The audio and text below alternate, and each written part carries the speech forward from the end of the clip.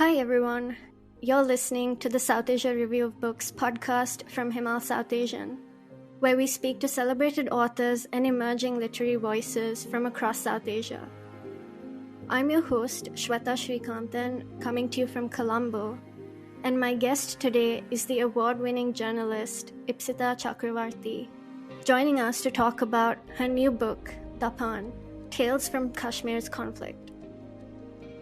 Before we dive in, I'd like to invite our listeners to check out Himal's Patreon program on our website, where you can pay just $5 a month to support our mission to give South Asian literature the spotlight it deserves.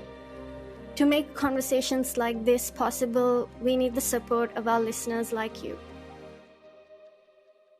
Haalaat is a word used in Kashmir to describe the time after 1989. The conditions under which the armed resistance for freedom gained momentum. When the journalist Ipsita Chakravarty first visited the valley in 2016, she found the Haalaat was constantly being turned into stories. These stories often begin with the word Dapan. It is said, a signature that links them to Kashmir's long traditions of storytelling. In a place where the conflict has seeped into homes, language, and culture, everyone seemed to be telling stories of the strange conditions that had overtaken their lives. These narratives, by turns intimate, satirical, surreal, expressed a kind of public understanding, a distinctly Kashmiri memory of events so often narrated from elsewhere. In her new book, Dapan, Tales from Kashmir's Conflict, Chakravarty listens closely to these stories, not as a chronicle of the Indian nation, but as a way of seeing Kashmir on its own terms. She brings together dark humor, songs of grief, and blood maps of memory that reveal how storytelling itself became a form of survival and resistance in Kashmir. Ipsita, welcome to the Southasia Review of Books podcast, and thank you so much for joining us to talk about your new book. Thanks, Shweta, for having me, and thank you for that wonderful introduction. You describe Haalaat as a collective noun for all that cannot be named. It is also the story that Kashmiris tell of their lives since 1989, a continuation of the long storytelling tradition in Kashmir, where stories often begin with the word Dapan. As the conflict crept into life and language over the decades, you note that it also made everything seem slightly fictional or surreal in Kashmir. And it was this that you tried to listen for when you began gathering stories for the book in 2022. Can you take us back to that moment? What was the original impulse behind your book? And what drew you to listen for these stories? And how did the journey for Dapan begin? So, what happened was I actually started writing about Kashmir for a few years before I went there to report. I would write editorials, unsigned editorials or opinion pieces. Sometimes I'd do sort of a reported piece talking to people over the phone. And I think what happened in these years that I was writing about Kashmir and about a place without ever having seen it is that I was having to imagine it quite vividly. And then in 2016, I did the story over the phone. It was at Scroll, and it was a story that something had happened in Lal Chowk, which is this area, which is an area in the heart of Srinagar. And I managed to get quite a lot of detail. And, it was mainly because the person who talked to me on the phone described it to me beautifully. But anyway, my editors asked me, how did you get so much detail and get it right without ever having gone there? And so, of course, it was because of the person who spoke it to me, but I suppose a little bit also because I'd read and thought about Kashmir a lot by that point. And so they said, well, you should go to Kashmir to report. And 2016 is this crazy time. Kashmir, this very well-known Hizbul Mujahideen commander, Burhan Wani, had been killed. There are mass protests in the valley, and in these protests, many civilians are killed and injured. And it was a tricky time to be from the national media. So there was a lot of distrust of the national media because especially TV channels had vilified the protesters. But once you got past that initial mistrust, there were a lot of stories. There was a sense that people wanted to get their side of the story out, and if only you were willing to listen. And there were so many stories, and beautiful, powerful stories, and not all of them sort of made it to the news reports I filed because they weren't news stories. Although I thought that they said something important about life in the Haalaat. And so I think I always knew that I wanted to write those stories instead one day. And so I put them in this book, some of them. And yeah, I didn't know much Kashmiri, I still don't. But one word I kept hearing in conversation was Dapan, which, as you said, it roughly translates into it is said. And I remember I traveled to Kashmir soon after 5th August 2019 when there were these huge, sweeping legislative changes. Article 370 is pretty much gutted. Kashmir is stripped of autonomy, whatever form of autonomy it had, and statehood. And the valley is under lockdown, complete communications blackout.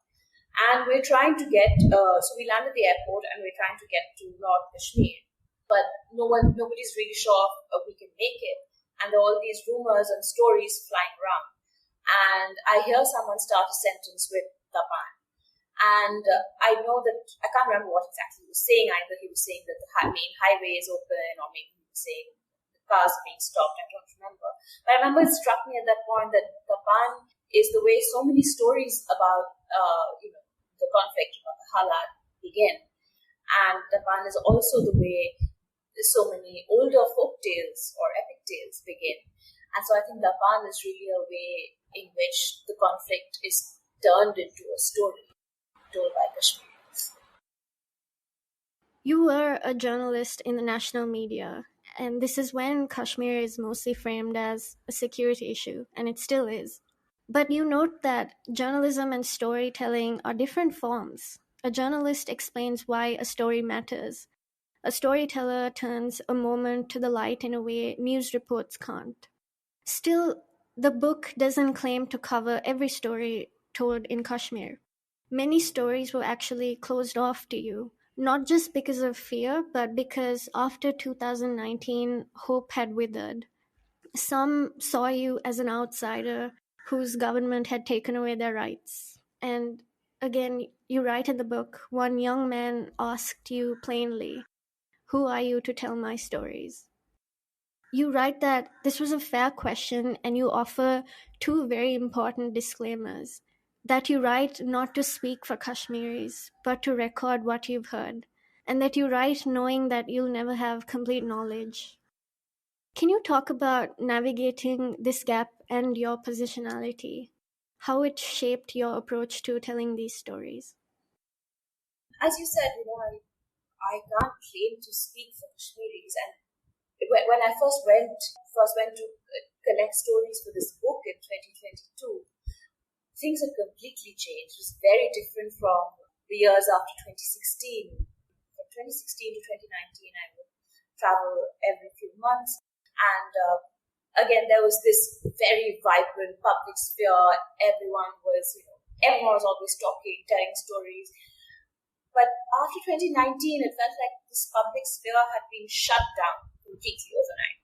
Local newspaper, local press was gutted. Human rights activists, journalists were in jail. Thousands of others were in preventive detention. And there was a complete shift in the mood. There was a complete silence because people felt that what's the point in trying to get our side of the story out? And this bitterness had grown, I think, because in 2019, many people across India were seen celebrating the Article 370 decisions, which Kashmiris regarded as humiliation.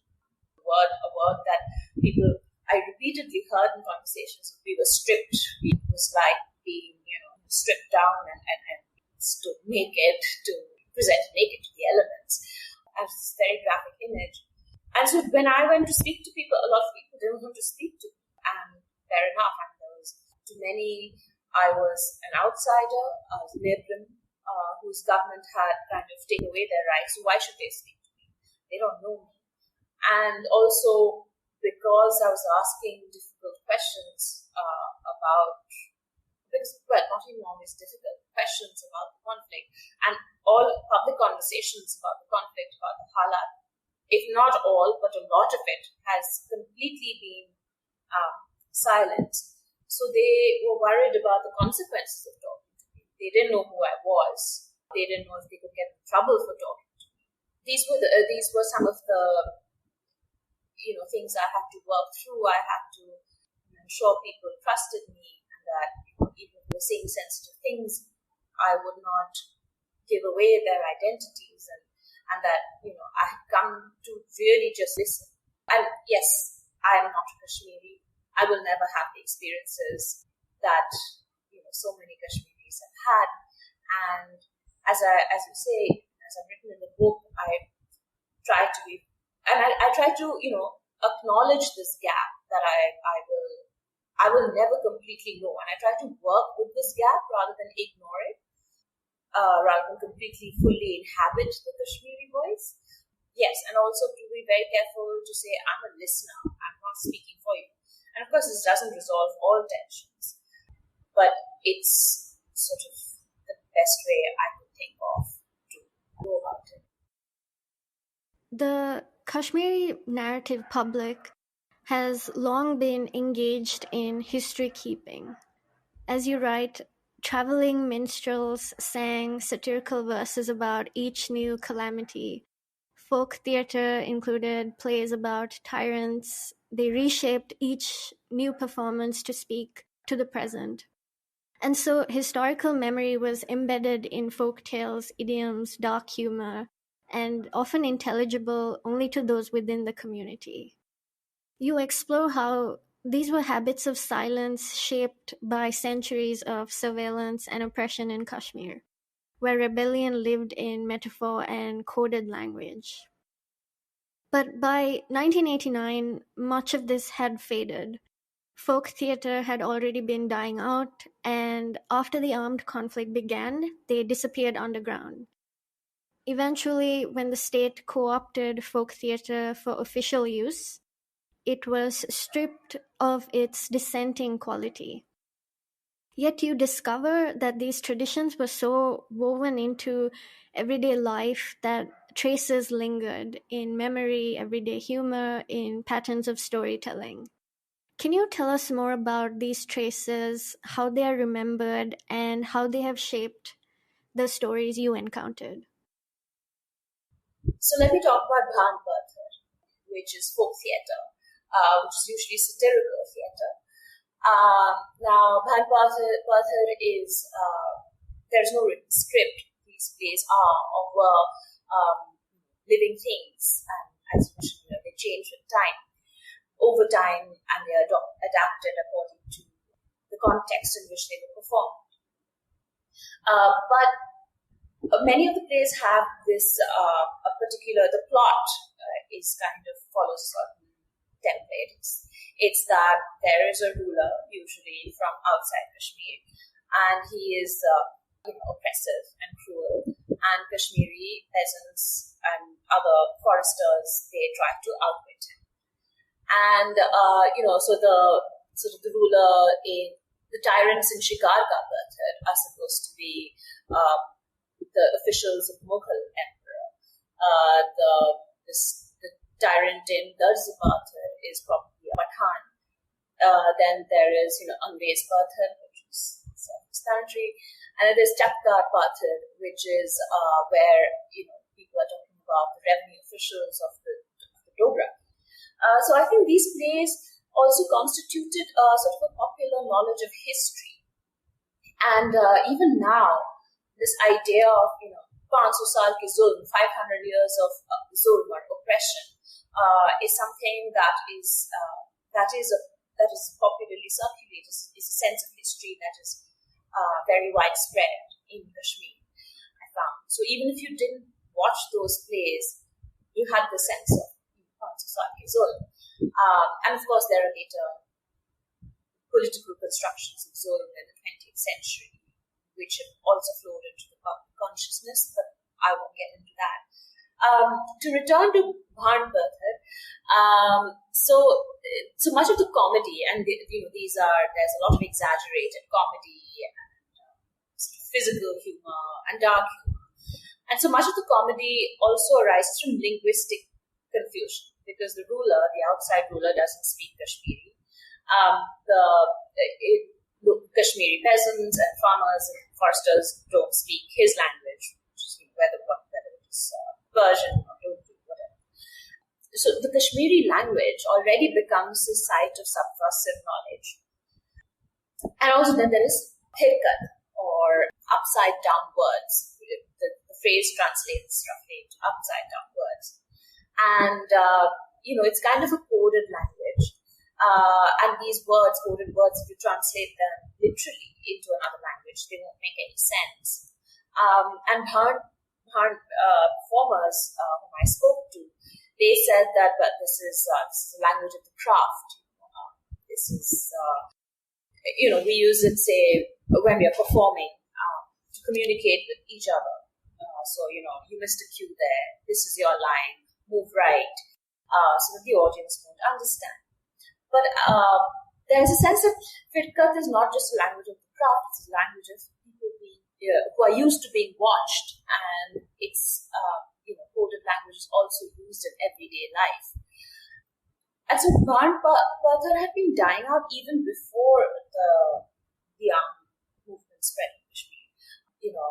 They'd been sort of started being absorbed into circles of government patronage from around 60s.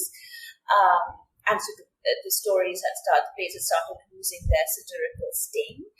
And as you mentioned, for a decade in the 90s, there were hardly any performances.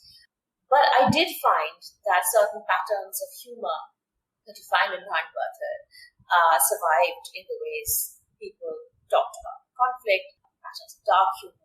Also thirkat, or talking in coded language, a language that is shared by a particular narrative public. I think thirkat is very much alive in me. And to get into an example of this, in 1985, Hazar Dastan hit the small screen and aired on Doordarshan Srinagar, which is quite remarkable given the caution of India's public broadcaster.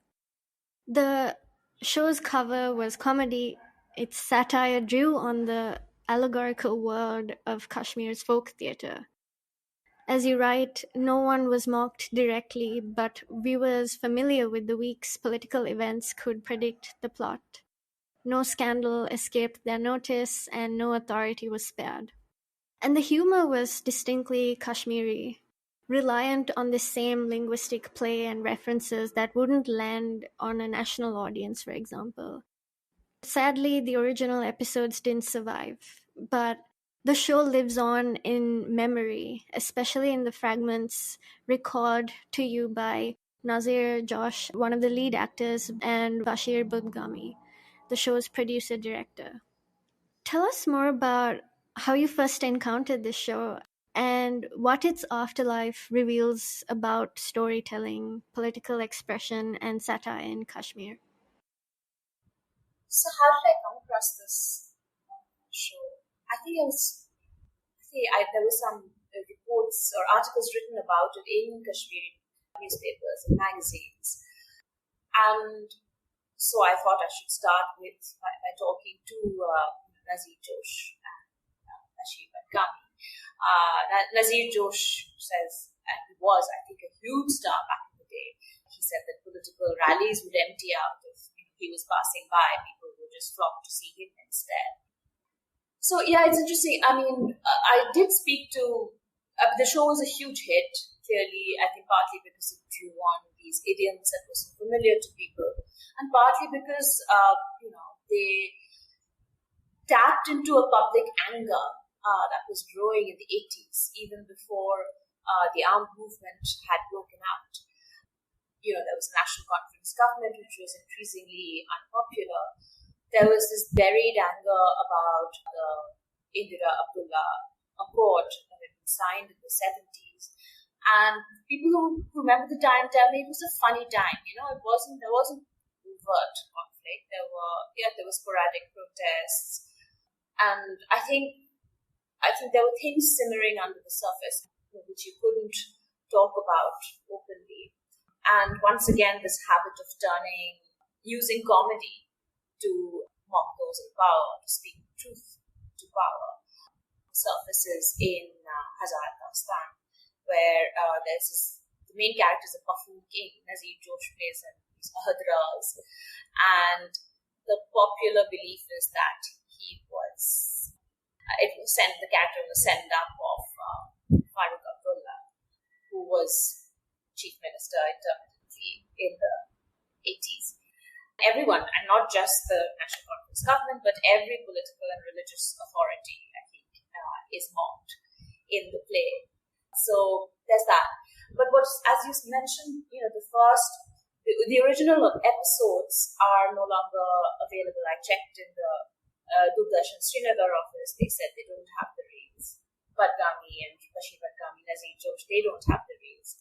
So from what I can tell, the show has become truly oral. It truly lives only in people's memory. So Josh and Badgami remember fragments of the plot. Other people don't even remember the plot. I mean, people who watched it in the 80s will be like, oh, very good show. And said, sabko tanz karte the. They couldn't remember exactly what happened, but they would remember certain words and gestures. So, Ahadras was a slave to his excesses, and so, he would be sort of knocked out. He would be hit on the head by Shahi Dukkar, which is a great hammer, by his ministers, and then he'd be knocked out and he'd wake up saying Trish, Trish. Trish means water in Kashmiri, but he was actually asking for something stronger. And then there was a phrase that struck me as very powerful, especially knowing what lies ahead for Kashmir. In the 1980s, the armed movement hasn't yet spread. Apparently, someone told me a phrase that Hadras used to say a lot. I'm not going to try to say it in Kashmiri because I'll get it wrong. But it says something like, may God protect you, he will not protect you. And I think that was very powerful. And it was remarkable, I think, that the person who told me that phrase stayed with him through all these years. Let's talk about ghosts.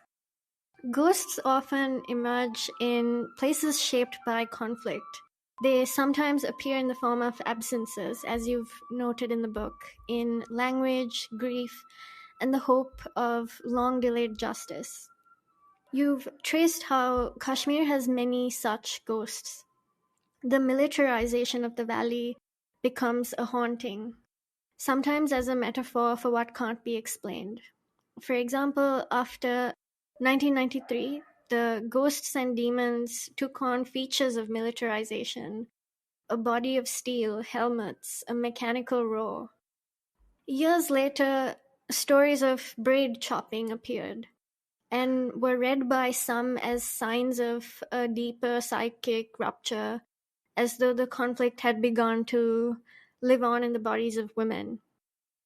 And then there are the ghost stories tied to unresolved cases of state violence.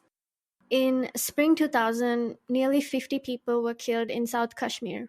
No one was held accountable. And to their families, justice is spectral and constantly out of reach to them. But the ghosts of that time still haunts them, and it's as if to keep the past unsettled. Tell us more about what listening to these stories revealed to you and how they work as metaphors to the unresolved injustices and collective trauma in Kashmir that refuses to be buried. Kashmir is not the only place that has seen conflict and where there are ghost stories. It's also seen hauntings. I think you will probably know about ghost stories emerge in Sri Lanka and in Vietnam. And sometimes these are actual ghost stories, or sometimes they're just ways in which the conflict becomes a haunting, that haunts language, that haunts memory, that haunts everyday life. So I drew, and there's been quite a lot of work done on this, the hauntings, how conflicts haunt even after the peak of violence is over, how they linger in a place for years. And yeah, as you mentioned, in 93, so there are many ways of looking at this. So, I looked at how certain ghost stories emerged from the conflict in Kashmir. So, as you said, in 93, there is this panic about a rantus or a dern who is haunting neighborhoods and attacking people. Now, the rantus or dern is the words are used mostly interchangeably. Dern is something like Dapan, so a demonic woman.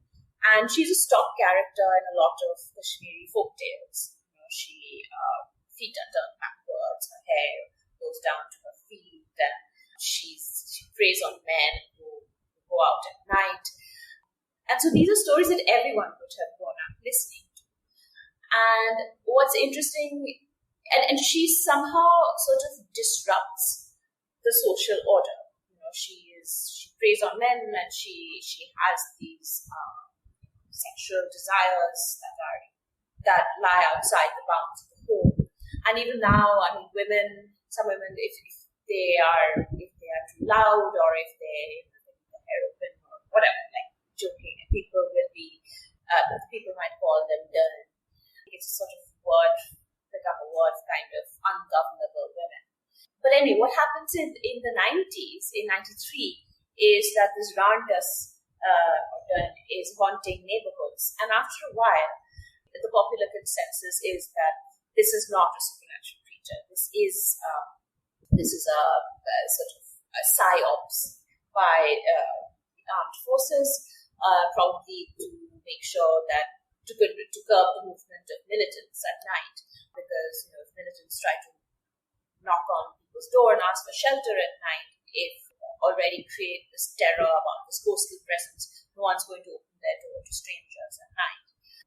So that's the kind of so there is this popular consensus that this is not supernatural, but people keep using these words to describe what is happening.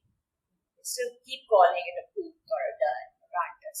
And the initial panic of 93 dies out, but through the decades, you hear these isolated stories of ghostly visitations and loot. And I was really interested when I heard that people talking about ghostly visitations around the time that the killings of the spring of 2000 happened. First, there was Chittu Singh Bora, where 36 Sikh men were murdered by killers whose identity has still not been definitively established. Then there was Patribal, where 5 men killed, and the police and army initially said these are foreign militants who were the killers of Chittu Singh Bora. But later on, it was a long process, and it turned out that they were almost certainly local Kashmiris who lived in the villages of Anantnag district, mountains of Anantnag district. And then there was Bora, where a lot of the relatives of the men who'd been picked up or Patribal went to march and protest, and armed forces opened fire and killed 7 or was it 8 people, including relatives of at least one of the men who had been killed with Patribal. Now, these cases have been reported on a lot over the years, and really there is, I couldn't really add to the facts of the case so much. The legal cases are pretty much closed. Not much ever happened to any of those who were accused. There's only one appeal in the Patribal case, which is, in the Supreme Court, and which will probably never be heard. And I feel like that appeal is also kind of ghostly. It's a spectre of justice that is haunting the law, to use a term that's used by this legal scholar called Jacob Bernard Nord, who writes about conflicts in Rwanda and South Africa. But I really thought it was interesting that people still talked about ghost stories, ghostly visitations around that time. And I think they draw attention to the unresolved nature of these crimes. and Chettisingpura and Radi Angan, where several people died. People from that village, people from Radi Angan died first in Patribal and then in Ragpura shooting. They have memorial. They have memorials to the dead, and these are sort of places of public haunting, where that keep resurrecting the past, that refuse to let it die, and that tell the public that this happened and tell them how to remember these events. And so these are, in a way, ghost places. At weddings in Kashmir, women sing of death. These songs turn personal grief into public remembrance, where bodies of militants are mourned and grief becomes an act of defiance. And for centuries, these songs have done the work of history keeping, especially when these stories are being denied by official records. One of your interlocutors, TK, for example, sings of the young rebel leader Burhan Wani, who was killed in 2016. But she is really singing of her own brother. The militant's name, place of his death might change each time, but every woman TK tells you sings of lost husbands, brothers, fathers, and public heroes. And a private grief enters the public through these songs, and in doing so, it keeps these memories alive. And the same is true of poetry. You note how a song or poem once spoken aloud becomes shared. It gathers a political charge. And these forms of remembrances forge a community. People are united by loss, and they're resisting the forces responsible for it. In the national public, when militants are killed, the official language is very clinical. They say they are neutralized, not killed. They are not treated as grievable bodies. Mourning is forbidden. But in Kashmir, these songs and poems and stories restore that grievability. They resist the state's refusal to acknowledge certain lives as worth grieving. Can you talk more about this insistence on loss through poetry and song? How it becomes a way of refusing silence and forgetting in Kashmir? These are songs sung often in private spaces, and these are songs sung by women. There's a particular kind of song called the Vandam, which has a particular form. It has 1, 2, 3, 1, 2, 3 beat, and there's usually a tune. And these Vandams have been sung for centuries, but sometimes you would improvise a bit on the Vandam that has been handed down. So whatever was happening outside at the time, the world outside would seep into the Vandam. So someone after Burhan Wani was killed in 2016, and there were these protests and shutdown and curfew. Someone was going for a wedding, and there was a lockdown, so not many people could attend the wedding. And so the women who were singing the Bandwan, they sort of threaded that into the old song, into the traditional song. So they said, "Oh, you're a lonely groom setting out into these empty streets." And the person who told me the story was like, it helped to make sense of what was going on, of the chaos around us, to sing about this, to share this kind of emotion, fear, sense of uncertainty. And but Vandams are not the only songs that are sort of sung at weddings that commemorate the dead. There are other kinds of wedding songs which don't follow this particular structural pattern, but which are also sung at weddings, and they sort of evoke these lives that have been lost and that will not be acknowledged in official narratives, because official narratives will not acknowledge people who are disappeared, and to them militants who have been killed are not people. So, and I think what's interesting is that these are also sung in private spaces. They will be sung while, say, preparing a wedding feast, or dressing the bride, or in the days leading up to the weddings, cleaning the bride. So there are these very everyday, not everyday, they're very private, very domestic things that are happening, but you have this public memory also being created at the same time. And yes, and this insistence on loss. And the person I spoke to, her brother died in 1999 or 2000, I think he was killed, and she refuses to let go of her loss. She refuses to stop mourning. And I think mourning him is sort of a way of keeping a story alive. Ipsita, you also explore how land itself is deeply political in Kashmir, but its significance goes even beyond legal definitions. Stories give land a life beyond just its physical form, weaving it into these mythical realms where it can't be marked or categorized. And you write that these afterlives of land are central to the Kashmir political identity.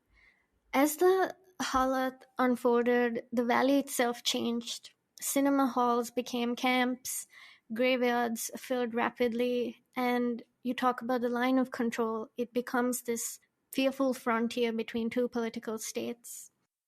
And you also write that storytelling once created sacred geographies, and now it creates new kinds of maps, a relief map of conflict. And everyone you spoke to had their own blood map. Usual names, landmarks disappear, and instead they carry a personal, emotional geography shaped by loss and memory. Can you tell us more about these maps and what they reveal about place in Kashmir? So whenever I visited Kashmir, back in 2016, people would point out places to me, and they always had their own story about a place. So in Anantnag town, there was a courthouse, for instance, that got turned into quarters of the Ikwan, to the counterinsurgency militia that were in the 90s, and they were known for their brutality. But the old name stuck, and so the courthouse, which is now the Ikwan quarters, it was still called the judiciary, which is this terrifying euphemism. This judiciary becomes dark, human thing. Then people told me about how the bones were found in their schoolyard, or they think they found human nails in their classrooms, or there would be a bridge or a street where something happened, or there would be a street corner where there was once a bunker, but the bunker is no longer there, but the person still associates whenever they walk past, they'd be like, where the bunker used to be.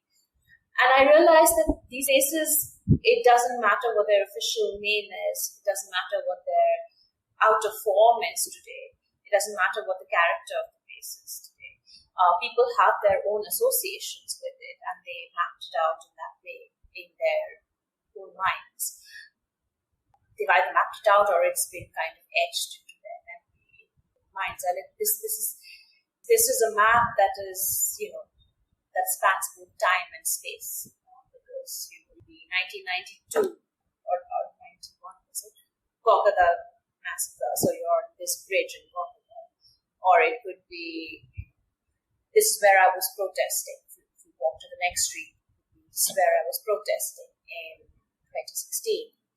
Or, you walk to another locality, it's like, well, this is where someone I know died in 2008. And so this map that spans years, and that doesn't have anything to do with official nomenclature, I call this, which exists, it lives in people's heads. I call this blood map. And Ipsita, finally, in the epilogue, you've powerfully weaved together many of the stories told to you in one overarching narrative, stories that are essentially one. Here again, I think you remind us that the stories you've collected are not about the biography of a nation or the fate of Indian nationalism. Instead, you want to listen to Kashmir as Kashmir, to understand how people living there experience the Haalaat, how they speak of it, and how these stories point to this distinct political subjectivity.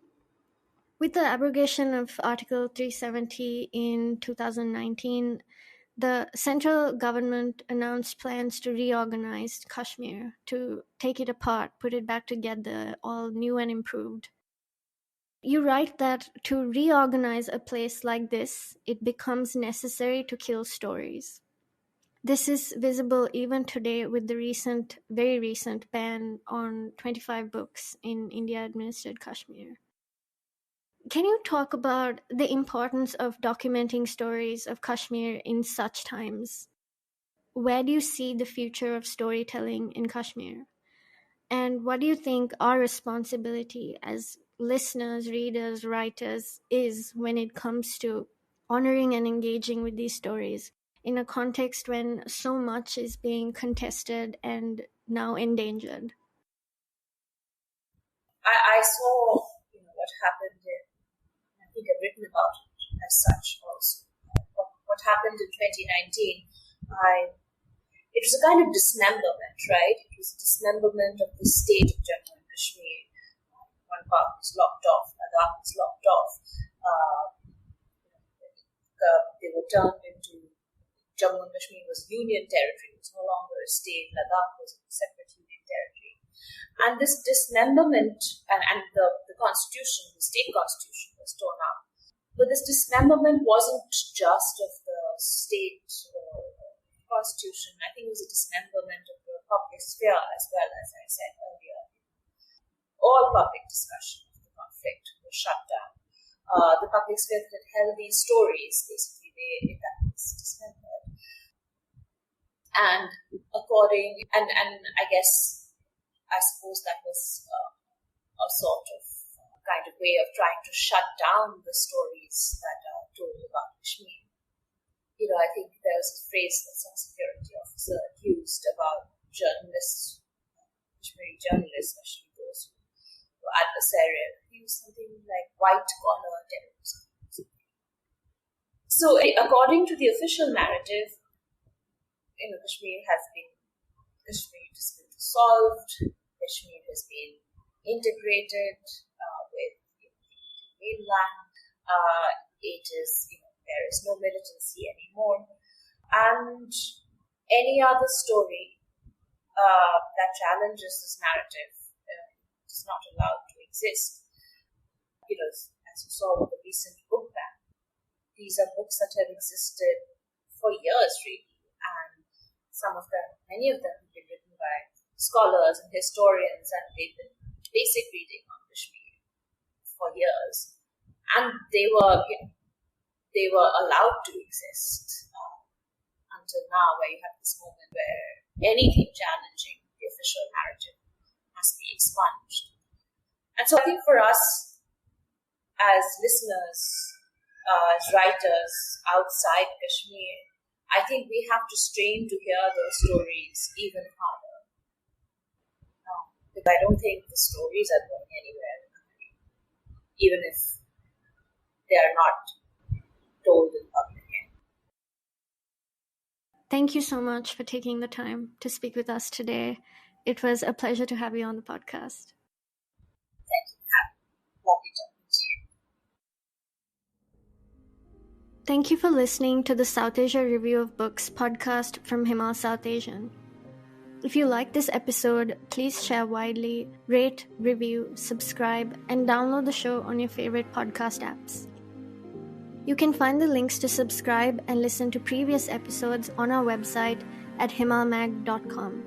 While you're at it, please do also check out Himal's State of South Asia podcast, hosted by Associate Editor Nayantara Narayanan, featuring conversations on pressing social and political issues from across South Asia. Himal is also bringing you a new podcast series, Partitions of the Heart, by the peace activist Harsh Mamdar. So please tune in to Season 1 for his conversations on the crisis facing India's Muslims amid the rule of the Hindu right. We've hit a special milestone this month. The Himal Southasian YouTube channel now has 2,000 subscribers. If you haven't already, do subscribe and help us spread the word by sharing these episodes widely. What we do and what we love doing at Himal is really looking at Southasian writing and ideas like no other. And that gives us a very unique community, viewpoint, and the privilege of making conversations like this possible. So if you'd like to support our work, please do become a paying Himal patron for just $5 a month. We have a great program with lots of perks, and we'll welcome you to a fantastic Southasia Review of Books community. Thanks again, and until next time.